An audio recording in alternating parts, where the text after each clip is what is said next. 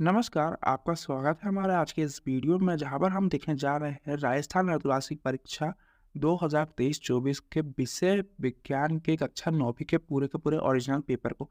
जी हाँ छात्रों, बिल्कुल आप सही सुन रहे हैं। आज के इस वीडियो में मैंने आपके लिए कक्षा 9वीं का विज्ञान का पूरा ओरिजिनल पेपर लेके आ चुका हूँ, जो पूरा का पूरा लीक हो चुका है, जो आपको आपके कल के पेपर में देखने को मिलने वाला है। और पूरा सबूत भी दूंगा मैं आपको इस वीडियो में कि आपका पूरा ओरिजिनल पेपर जो आपको कल के वीडियो में देखने को वो कल के पेपर में देखने को मिलेगा। और स्टूडेंट्स, मैं आपको इस वीडियो पे आगे बता दूंगा कि कैसे आप ये पूरा का पूरा पेपर डाउनलोड कर सकते हैं और कैसे इसे सॉल्व कर सकते हैं। सॉल्यूशन तो मैं आपको इस वीडियो में भी दूंगा। चलिए इस वीडियो को शुरू करते हैं। स्टूडेंट्स, अगर आपको ये वीडियो ज़रा भी पसंद आए तो इस वीडियो को लाइक कीजिएगा, चैनल को सब्सक्राइब कर लीजिएगा ताकि आपको कक्षा 9वीं के और भी पेपर हमारे चैनल के द्वारा मिल सके। और आपको ये वीडियो आपके दोस्तों के साथ भी शेयर कर देना है ताकि उन्हें भी आपकी तरह लाभ हो सके। तो स्टूडेंट्स, कुछ इस प्रकार का आपका पेपर आएगा, देख लीजिए पूरा का पूरा पेपर सेम सेम ऐसे ही कल आपको 15 तारीख को आपको पेपर में देखने को मिलने वाला है। फिर यहाँ पर देखिए बहुविकल्पीय प्रश्न दिए गए हैं, मैं आपको पूरा एक एक करके समझाऊंगा और बताऊंगा और आगे आपको बताऊंगा कि पेपर कैसे डाउनलोड करना है। प्रश्न एक देखिए, जल का क्वथनांक होता है तो वो कितना हो जाएगा आपका 100 केल्विन। जो जल का क्वथनांक यानी कि उबलने की जो क्षमता रहती है, या जल उबलने लगता है कितने सेल्सियस के ऊपर जाके 100 केल्विन के ऊपर जाके। फिर यहाँ पर प्रश्न दो है, दूध से क्रीम पृथक करने की विधि है तो वो क्या हो जाएगा आप केंद्रिक विधि।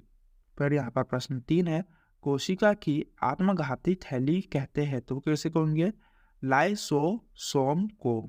फिर यहाँ पर प्रश्न 4 है, बल का एसआई मात्रक है तो वो क्या है न्यूटन। फिर यहाँ पर प्रश्न 5 है, रिक्त स्थानों की पूर्ति करो। प्रश्न 5 है, बैग में परिवर्तन की दर को खालिस्तान कहते हैं तो उसका उत्तर हो जाएगा त्वरण। तो जो बैग में परिवर्तन की दर होती है उसे त्वरण कहते हैं।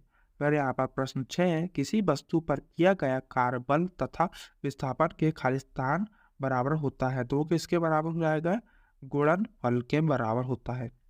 प्रश्न 7 है, कमरे के ताप पर पारा खालिस्तान अवस्था में होता है। जो कमरे के ताप में भी जो पारा है वो द्रव्य अवस्था में रहेगा, वो किसी भी आप उसे किसी भी तापमान में रख दीजिए, जो पारा एक ऐसा मेटल है वो हमेशा द्रव्य अवस्था में ही होता है।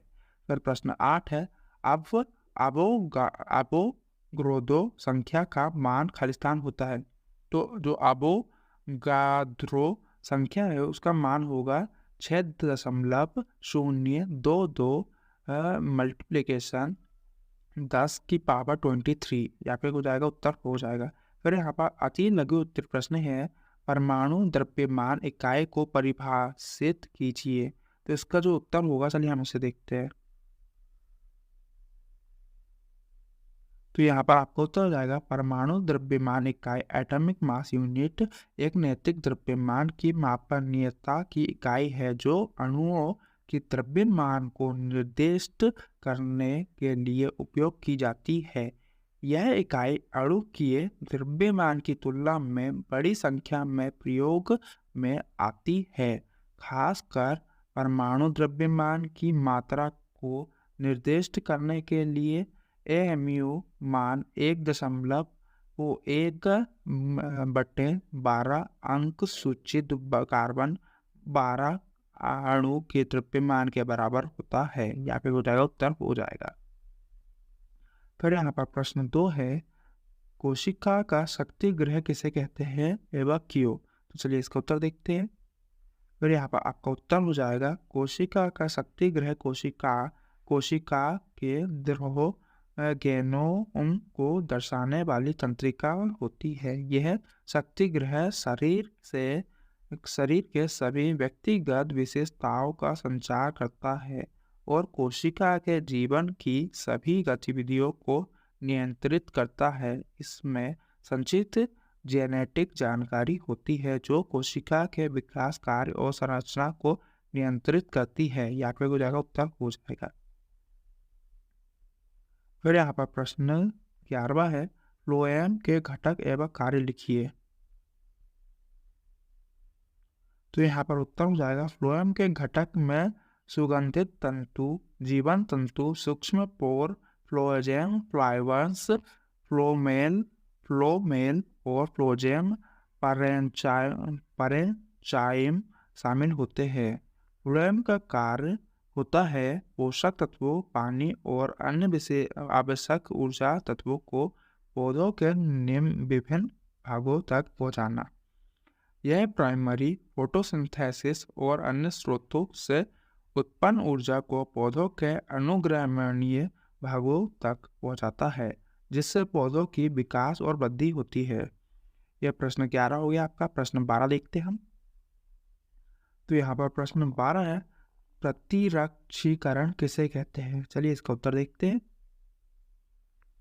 यहाँ पर आपका आंसर आ जाएगा 12 का, प्रतिरक्षीकरण एक प्रकार की प्रतिरक्षा प्रक्रिया है जिसमें एक जीवाणु संक्रमण या विद्रोही पदार्थ के खिलाफ रोग प्रतिकारी तंत्र या प्रतिक्रिया होती है।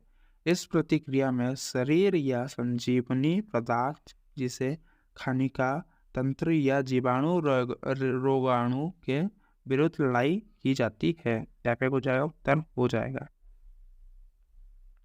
प्रश्न 13 देखिए आप, निम्न तापमानों को सेल्सियस में इकाई में परिवर्तन कीजिए। यहाँ पर 350 केल्विन और 573 केल्विन को हमें क्या करना है? कन्वर्ट करना है किसमें? सेल्सियस में।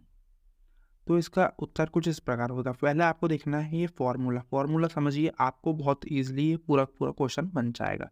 तो जो फॉर्मूला होता है आपका सेल्सियस से केल्विन में कन्वर्ट करने का, ये केल्विन से सेल्सियस में कन्वर्ट करने का, वो दोनों सेम होगा। तो यहाँ पर जो फॉर्मूला होगा वो जाएगा Celsius is equal to Kelvin minus 273.15। यहाँ पे हो जाएगा वो क्वेश्चन फॉर्मूला हो जाएगा। अब आपको क्या करना है, जो आपका क्वेश्चन में आपको क्या दिया गया है? केल्विन दिया गया, तो आपको के की जगह केल्विन की जो भी संख्या आपको दी गई उसे वहाँ पर रख देना है। फिर उसे सॉल्व करेंगे आप तो आपका सेल्सियस निकल जाएगा। तो यहाँ पर देखिए, आप देख सकते हैं ऑलरेडी हमने सेल्सियस निकाल चुका है। तो जो आपके आंसर हो जाएगा फर्स्ट का हो जाएगा 76.85 सेल्सियस और सेकंड का हो जाएगा 299.85 सेल्सियस। आपके हो जाएंगे आंसर हो जाएंगे। फिर हम अपना नेक्स्ट क्वेश्चन देखते हैं। तो यहाँ पर देखिए हमारा नेक्स्ट क्वेश्चन दिया गया है, ऊर्ध्वाधर पतन किसे कहते हैं? किन्हीं दो ऊर्ध्वाधर पतनीय पदार्थों के उदाहरण लिखिए। चलिए हम इसका उत्तर देखते हैं। ऊर्ध्वाधर पतन एक प्रकार की रासायनिक प्रक्रिया है जिसमें किसी पदार्थ को उच्च ऊर्जागत अवस्था से ऊष्मागत या अपरिमेय अवस्था में बदला जाता है। दो उदाहरण है पानी और कार्बन डाइऑक्साइड। आपके हो जाएंगे आंसर हो जाएंगे। फिर यहाँ पर नेक्स्ट क्वेश्चन है आपका, देखिए निम्नलिखित की परिभाषा है विस्थापन एवं वेग की, आपको करना परिभाषा लिखिए, है ना। तो इनकी परिभाषा देख लेते हैं हम। तो यहाँ पर बैग देखेंगे जिसे हम अंग्रेजी में वेलोसिटी बोलते हैं। बैग एक बेगमानी राशि है जो वस्तु के द्वितीय गति को दर्शाती है। यह द्वितीय की दिशा और मात्रा दोनों को दर्शाता है। यह अक्सर मीटर प्रति सेकंड, मीटर पर सेकंड या किलोमीटर प्रति घंटा में मापा जाता है।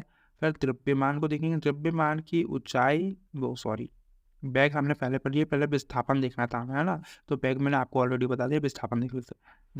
विस्थापन एक गुण है जो किसी वस्तु के आकार में बदलाव को दर्शाता है, जो आमतौर पर ऊष्मा दबाव और प्रकृतिक दबाव के परिणाम से होता है। जब एक पदार्थ को गर्म किया जाता है तो वह विस्थापित होता है और अपने आकार में बदलाव दिखाता है। यहाँ पे हो जाएंगे दोनों उत्तर हो जाएंगे।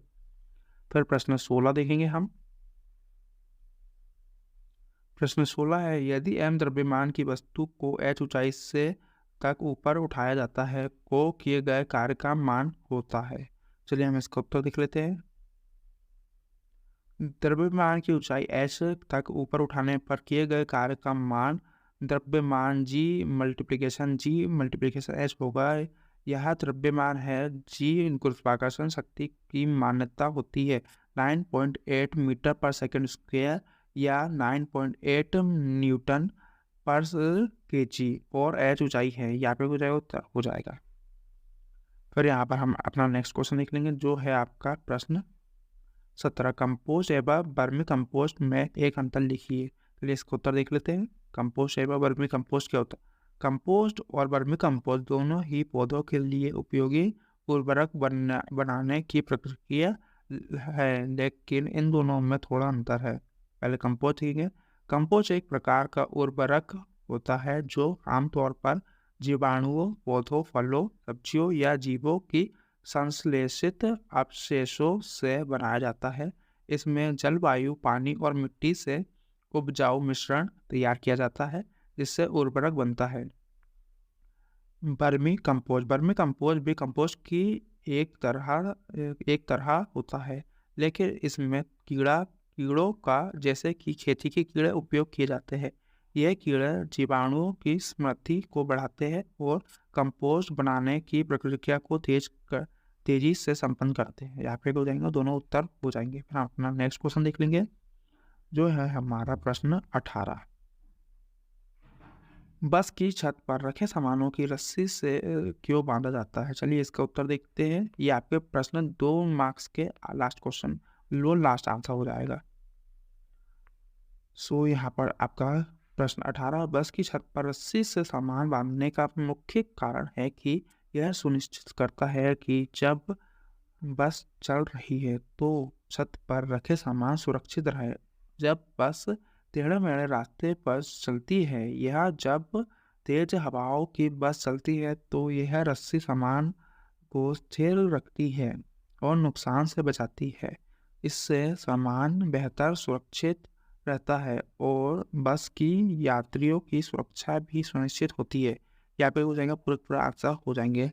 प्रश्न 2 तक के वो 2 नंबर के मार्क्स जितने भी थे आपके हमने सबके आंसर दे चुका है।